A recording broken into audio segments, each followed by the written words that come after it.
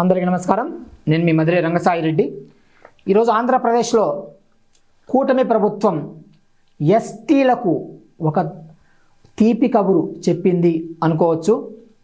అది ఏంటంటే, ఆంధ్రప్రదేశ్లో ఎక్కడైతే గిరిజన ప్రాబల్య ప్రాంతాలు ఉన్నాయో అక్కడ జరిగే రిక్రూట్మెంట్ ఏదైతే ఉందో, ప్రభుత్వ ఉద్యోగాలు కానీ, అలాగే అవుట్సోర్సింగ్ కానీ, కాంట్రాక్ట్ ప్రాతిపదికన ఏదైతే ఉద్యోగ నియామకాలు ఉన్నాయో అవి 100% ఇప్పటి నుంచి అక్కడి ఎస్టీలకు మాత్రమే ఇవ్వాలి, మిగతా వారికి ఇవ్వాల్సిన అవసరం లేదు అని చంద్రబాబు గారు ఒక నిర్ణయం తీసుకున్నట్టు మనకు తెలుస్తుంది.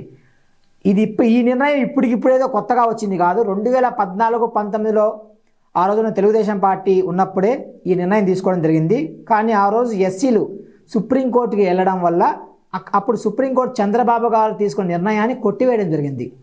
తర్వాత ఎన్నికల తర్వాత వైసీపీ ప్రభుత్వం పేరుకే నా ఎస్సీలు నా ఎస్టీలు అన్నదే తప్ప ఇదైతే దీన్ని పునర్సమీక్ష కోసం సుప్రీంకోర్టుకైతే ఆ రోజు వైసీపీ ప్రభుత్వం అయితే కనీస ప్రయత్నం కూడా చెయ్యలేదు అని తెలుస్తుంది.